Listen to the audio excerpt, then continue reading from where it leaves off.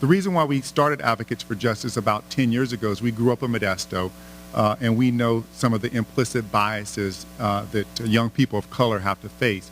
And about 3 years ago, I was contacted by the president of the NAACP, Modesto Stanislaus branch, and he was concerned because there was an alarming number of students of color who are being suspended and expelled from school. And he asked me would I come out and would I take a look at it and see what was going on. And after some persuasion, I agreed to go out there. And what I did first is I started off with a public records request.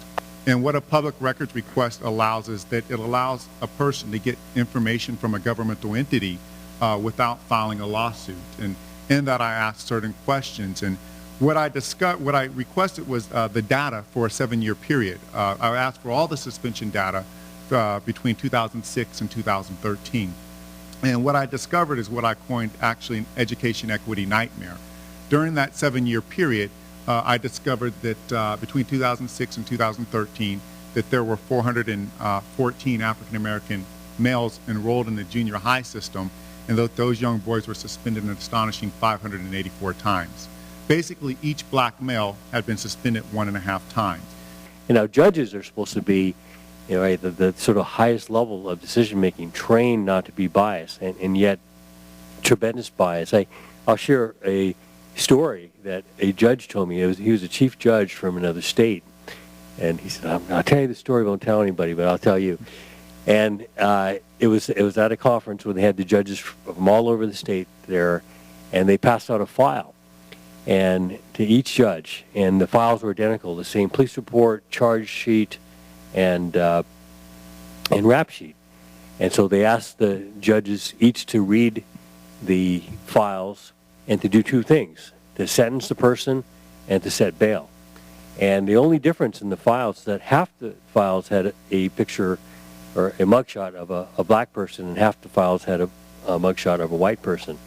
And he said when they collected all the files back and the bail recommendation as well as the sentence, he said without exception, in every case, the bail for the African American individual was 20 to 30% higher, and the sentence was also 20 to 30% higher.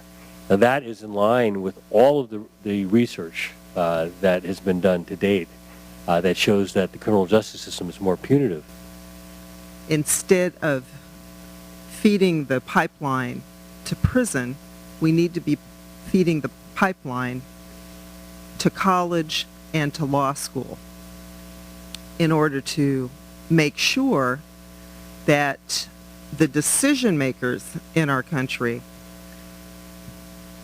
include the population. What does our population look like now? Because our population today is not over 80% white. That's not what's happening. That's not what's happening throughout the United States. And in California, we're already at 60% non-white in our population.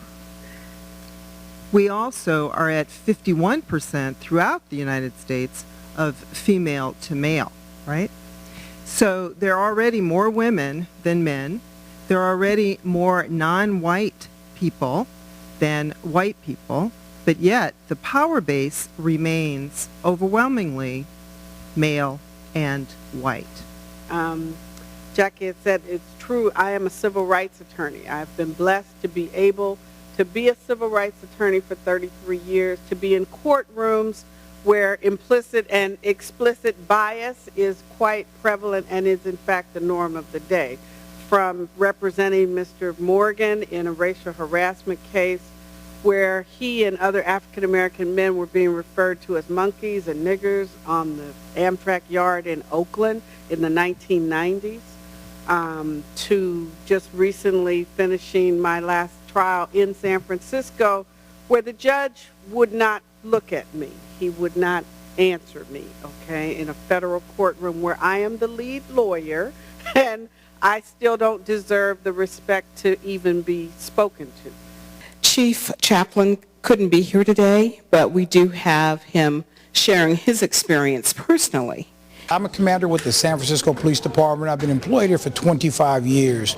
I took the test for the police department 26 years ago, maybe a little bit longer. And one night, prior to getting in the police department, I was going through the testing process. I was driving my friends to a nightclub, hang out, do our thing. The designated driver program had just started, and yours truly was a designated driver.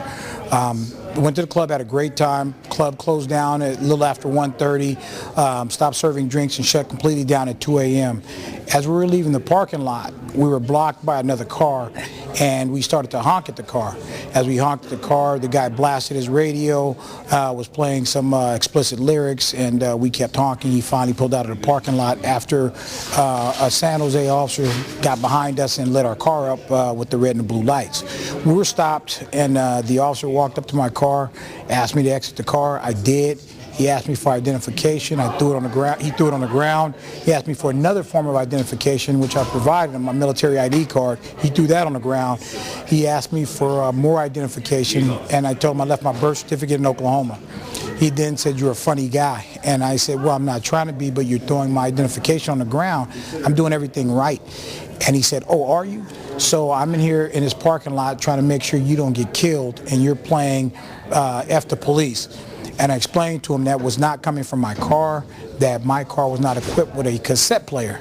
And this tells you how long ago it was. There were no DVDs or CDs back then. And so he insisted that it came from my car, even though it had not. I then told him that my intentions were to not be harassed. I was going to leave. He told me to pick my identification up. I refused. He said, "If you leave, you're going to be pulled over and cited." I got in my car anyway. His partner walked up and handed me my identification. I got back out of the car, and I said, "Listen, man, for the last time, that didn't come out of my car. I just took the test to get into the Highway Patrol and the San Francisco Police Department." And this is the part that stuck with me for well over a decade. And, you know, even now, I still think about it. 3 times he told me, "You will never make it." 3 times. And the last time he pointed, almost hit me in my chest with his finger. And it's the angriest I've ever been. And I tell you, tears welled up in my eyes, and got in my car and I left. The ride back to the barracks was a long one. My friends told me, "Do not do this job under any circumstances." They had me talked out of applying and doing it. I got back to the barracks. It was about 3:30 in the morning, and I'm standing on a payphone talking to my mother and telling her that "You were right, I'm not doing this job." She then quickly corrected me and said she didn't want me to be a police officer because of the dangers associated with it, but if I withdrew my application, she would fly to California and beat the living daylights out of me for letting someone else dictate the outcome of my future. And that's why I continue. And 25 years later, I'm a commander of police in San Francisco. And it's why I advocate for people to come in, because there has to be change. And that change is only going to come with people applying from the community. If you see something being done wrong, you cannot change it from the outside. You have to do it from the inside.